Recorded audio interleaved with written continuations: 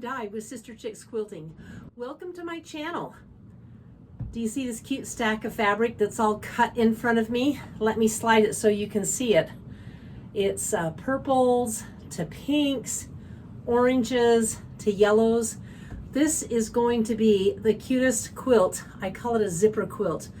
And I'm going to use this stack of white fabrics, and then I'm going to use some 5-inch strips that are cut the width of fabric to put between the two, each zipper. But I'd like to show you what this quilt is about. Let's take a look at these pictures. This is the zipper quilt. Isn't it cute?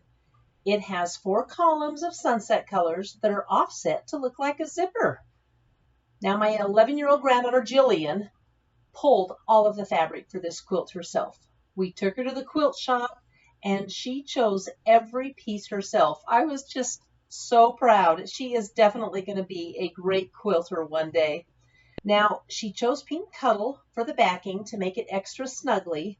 And as you can tell, she is so shy. I promised I would not show her face on the video. But the quilt was definitely going to show. She practically lives in it. It's her favorite quilt and one of mine too. So I really wanted to share it with you today. So these are 9.5 inches by 4.5 inches blocks, cut at 3.5 inches by 4.5 inches. So what I'm going to do is just place the right sides together, and I'll keep my stack of white fabric to the right, and I'm going to sew down this entire stack of fabric blocks. That's the first thing you do, and it doesn't matter if your fabric is upside down or right side up. Well, it does matter. If you have a directional fabric, and we are going to have, I do have a couple of those in here, you want to make sure that you sew the white squares on the right side of that block. Okay? So I'm just going to pull one out that I know about right now. Let's see, the easiest one would be the eyeglasses. So here's a purple eyeglass. Cute pattern, right? So I'm going to want a block on this side and maybe 2 blocks on this side. So what I'm going to do is sew them that way. But you only have to worry about that if you have a directional fabric. You don't want your eyeglasses upside down. So there's going to be a little shift in the continuum here while I flip over the eyeglass block. And that's what you do when you have directional fabric. So I'm going to make the choice to just have one of them flipped over and 2 of them going this way.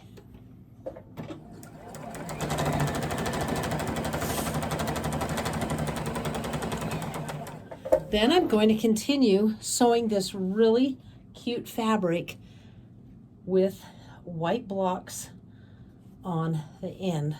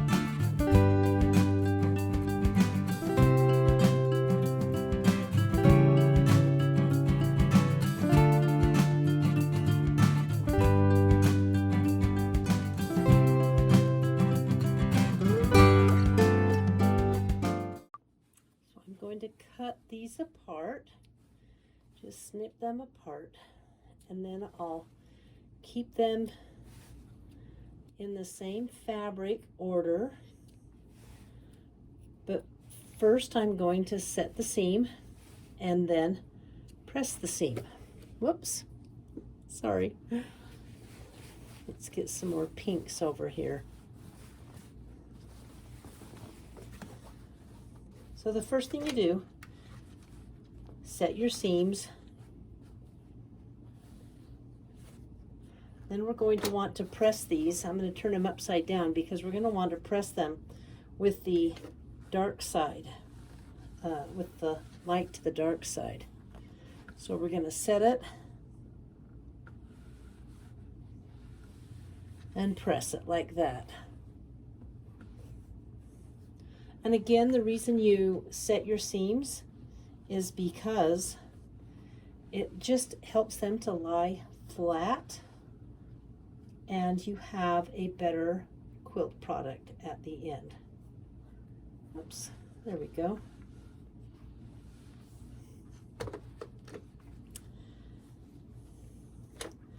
Here's the cute little dragons. Julian loved the dragons when she picked them out.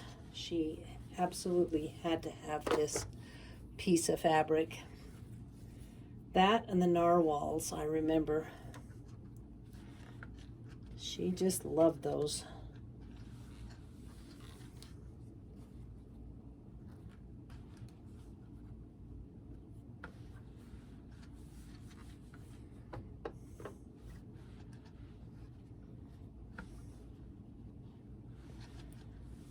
Okay, so you see how we're pressing them. Let's keep this pile of pinks together and I'll finish all of the pinks. So I'm in front of my design wall and I have all of the pinks pressed, and I'm just going to show you how to lay these blocks out so they make the zipper pattern. I'm going to start right at the top of my design wall because, let's see, there we go. Because these are probably going to be too many for the design wall. Let's see. I think I'll put a solid one in. And what I'm doing is flipping every other block so you can see the zipper forming. You can see that each piece is a little bit offset from the other. Let's see, I'm going to put a dragon in. It's nice that, let's see, and then this little tiny cross, we'll put that one in. Then I'll put a dark pink in. Oops. How's it looking? And I'm going to do this all the way to the bottom. There's a narwhal. So this is going to be the length of the quilt, and it's going to be, what, 88 inches long by the time I get everything in there and sewn together.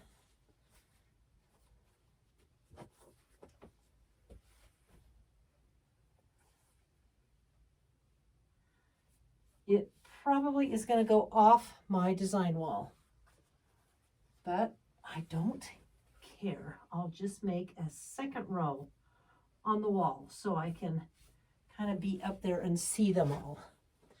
And then, well, let me show you this. I have all of the purple ones right here.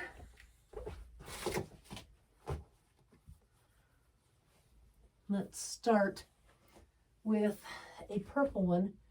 And there's going to be a space of about 5 inches between these.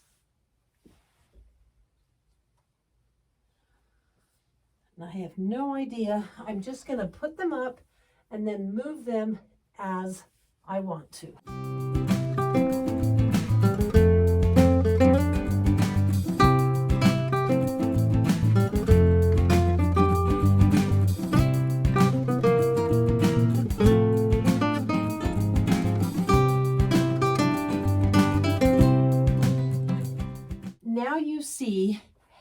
put these together, and you sew them together, then sew the white strips in, and bingo, your quilt's done.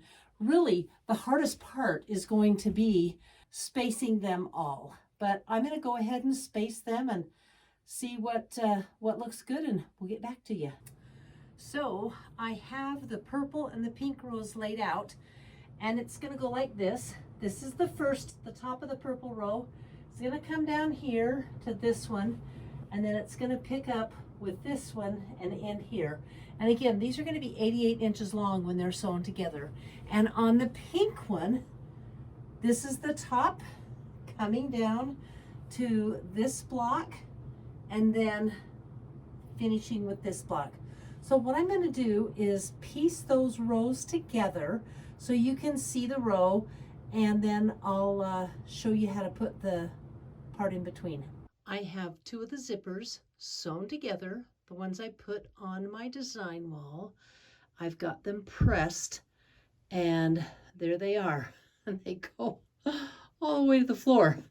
So you can see this is going to be a long quilt, again 88 inches long, and I'm going to come in a little closer, show you some close-up of the fun fabric in here, the narwhal and the dragons,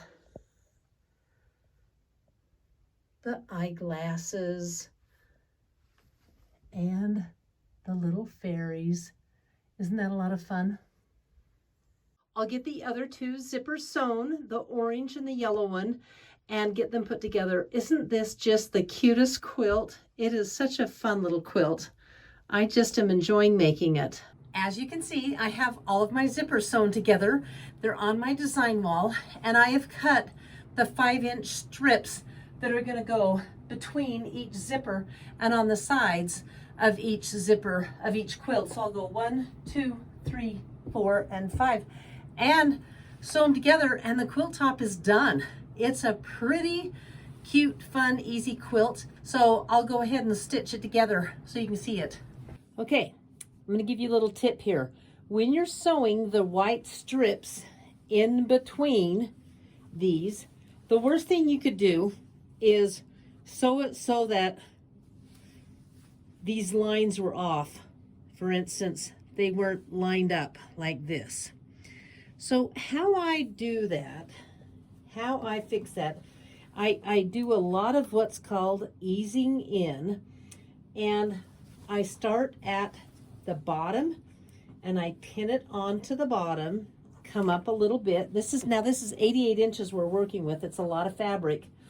So put it on a tail, and I fold this back like so, and I can kind of see that it's going to line up pretty good. So I'll slide down to the next spot, and I want to make sure that these aren't lined up like this and this. That would just drive me crazy. So I'm going to kind of ease this up, pull it up a little bit, and make sure to pin it a lot. You can never use enough pins. And so there, that piece is pinned in. And as you can see, these line up pretty well for the quilt. Now let's move up a little bit. So here's the end of the quilt, or the top, and I'm going to check to see. I'm happy with how these seams are matching and lining up. So I'm going to go down to the center portion and see if it's lining up as well. And you know what? It looks like it is. So I'm just going to put some pins in here.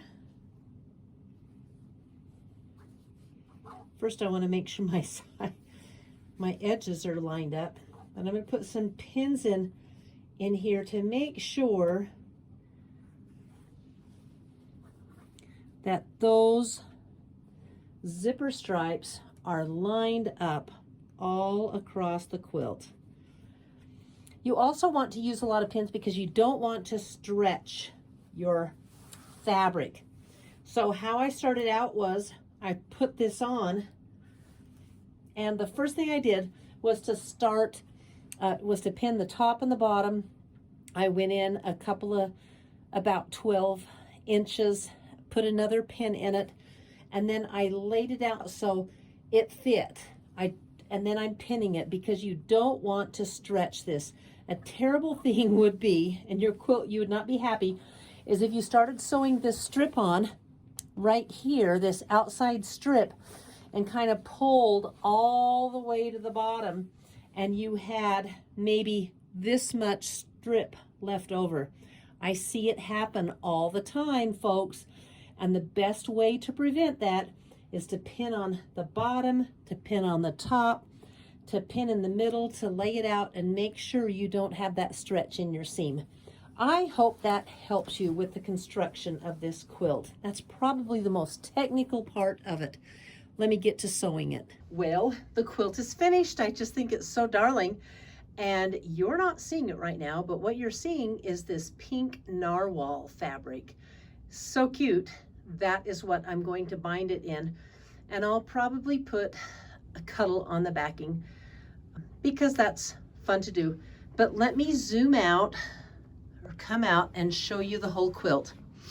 Isn't this just the cutest? This is really a big quilt, 75 by 88. And you know, you don't need to make it that big. I am going to have the pattern for this size on my website. And there's the bottom on the floor, which is sisterchicksquilting.com. And I'll put a link to it in the video below. Now, one of my customers, Kathy A., sent me a picture when she saw that I was doing this for the video of one that she had done. And it is really cute. I think it's a baby size or a nice throw. But anyway, I'm gonna put that up after this so you can see her version of this quilt because it's just such a fun, easy way to use scrappy fabric up in your stash. Thanks for tuning in. I appreciate it, and I would love it if you subscribe below. See you next week.